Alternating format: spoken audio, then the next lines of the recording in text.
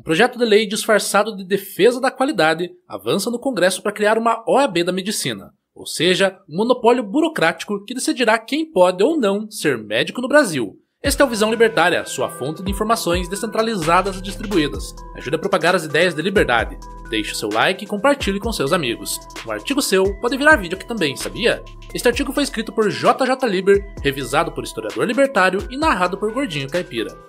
Enquanto hospitais públicos entram em colapso e pacientes morrem nas filas de espera, um grupo de burocratas de jaleco branco prepara o golpe final. Criar uma espécie de OAB da medicina, com poder absoluto para decidir quem pode ou não salvar vidas no Brasil. Soa familiar? Nos Estados Unidos, exatamente esse tipo de regulamentação asfixiante criou uma crise histórica de escassez de médicos, encareceu os tratamentos e hoje deixa milhões de americanos sem acesso à saúde. Seus defensores vestem a máscara do rigor técnico, mas escondem o verdadeiro objetivo: criar mais uma barreira artificial que serve aos interesses de uma casta privilegiada, não aos pacientes. Nos Estados Unidos, onde a American Medical Association opera com lógica similar, o resultado está aí para quem quiser ver: um déficit projetado de 124 mil médicos até 2034, consultas que custam os olhos da cara e um sistema que deixa milhões sem atendimento. A ironia é cruel: hospitais por todo o Brasil têm leitos fechados por falta de profissionais, como os hospitais universitários da UERJ e da USP.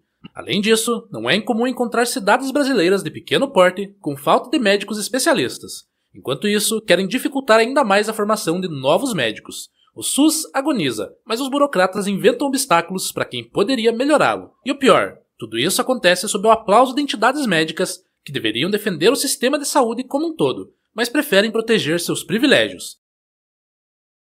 O mecanismo é perverso. Ao controlar quem pode ou não trabalhar, esses conselhos criam uma escassez artificial de profissionais, da mesma forma que outras leis, como a do salário mínimo, fazem com profissionais inexperientes. Com menos médicos no mercado, os salários sobem, para os que conseguem entrar no clube fechado, é claro. E quem paga a conta? O paciente, condenado a esperar meses por uma consulta, e o contribuinte que sustenta um sistema público cada vez mais caro e precário.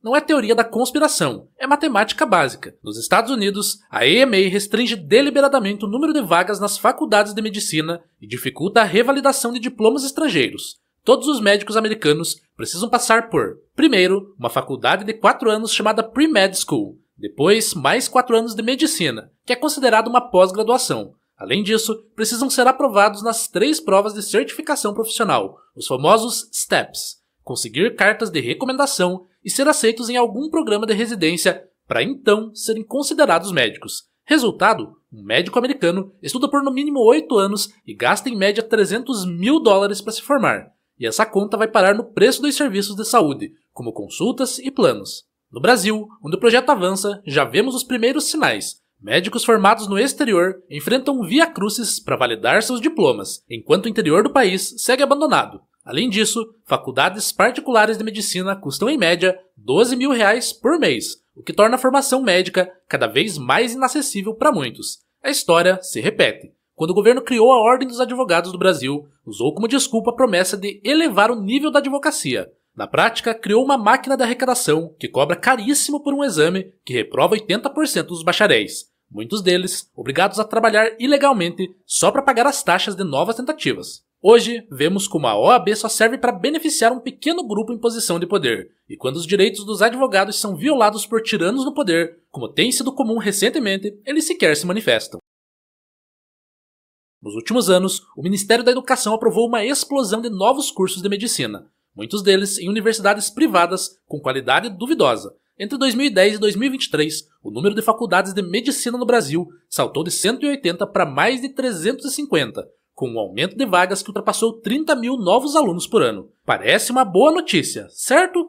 Errado. Enquanto o governo libera a abertura indiscriminada de cursos, as vagas de residência médica, etapa obrigatória para a formação de um médico especialista, continuam estagnadas. Em 2023, o Brasil formou cerca de 30 mil médicos, mas ofereceu apenas 18 mil vagas de residência. Isso significa que 12 mil médicos recém-formados ficaram sem acesso à especialização e, consequentemente, sem condições de atender em áreas mais complexas da saúde. Para quem não é da área médica, essa história de residência pode parecer besteira, mas não é. Sabia que todos os médicos que te atenderam em alguma consulta fora de uma situação de emergência precisaram passar pela residência? médicos que obtiveram apenas o diploma de graduação são considerados generalistas e geralmente atuam em plantões de emergência em hospitais.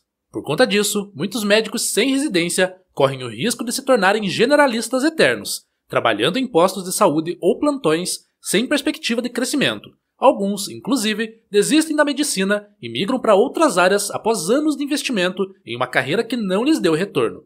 Sabe aquela cardiologista que atendeu sua avó na semana passada? Ela precisou passar por 2 residências médicas, 2 anos de clínica médica, mais 2 anos de cardiologia. E para entrar em cada residência, teve que prestar provas tão concorridas quanto vestibulares de medicina ou concursos públicos. Se for cirurgião cardíaco, então, é uma única residência, mas com 5 anos de duração. Se essa jornada de no mínimo 10 anos já parece difícil, agora imagina o que pode acontecer se a tal OAB da medicina for aprovada. Trata-se de uma reserva de mercado absurda que só trará mais problemas para o setor. E pior, isso tende a dificultar ainda mais o acesso a essa profissão de prestígio para os mais pobres. Os poucos afortunados que hoje têm a destreza de passar em uma faculdade pública ou conseguem uma bolsa de estudos para cursar 6 anos de faculdade sem poder trabalhar, ainda teriam que ser aprovados na bendita prova, ou então seriam proibidos de exercer a profissão tão sonhada. A situação se torna ainda mais grave quando analisamos o valor da bolsa de residência médica, um escárnio que perdura desde 1995. Sim, o valor permanece praticamente congelado desde então, sem qualquer reajuste que acompanhe a inflação ou o custo de vida nas grandes cidades. Os R$ 4.118,45 pagos atualmente equivalem em poder de compra a menos de 1.200 em valores de 1995, uma perda de mais de 70% do valor real em quase 3 décadas. E tem mais, esse valor é pago ao médico que trabalha 60 horas semanais, e apesar da residência não ser considerada um emprego, o residente ainda precisa contribuir com 11% a 20% para o INSS.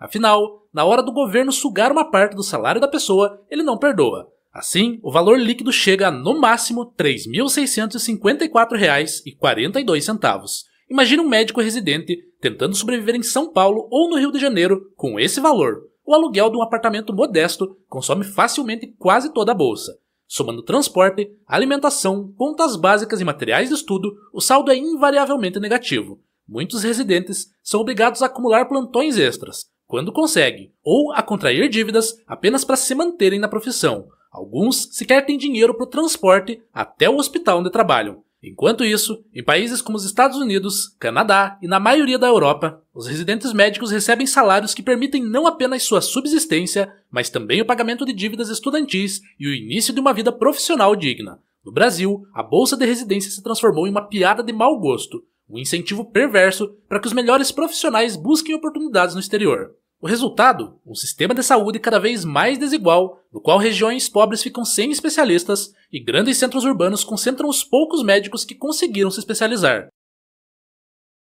Enquanto isso, o governo continua aprovando novos cursos de medicina, como se o problema fosse apenas a quantidade e não a qualidade e a distribuição dos profissionais. Os números não mentem. Enquanto o Brasil forma cerca de 30 mil médicos por ano, perdemos 15% deles para o exterior, justamente os mais qualificados. E a solução dos burocratas? Tornar a profissão ainda mais difícil e menos atrativa. É como ver um paciente sangrando e decidir cortar outra artéria para tentar salvá-lo.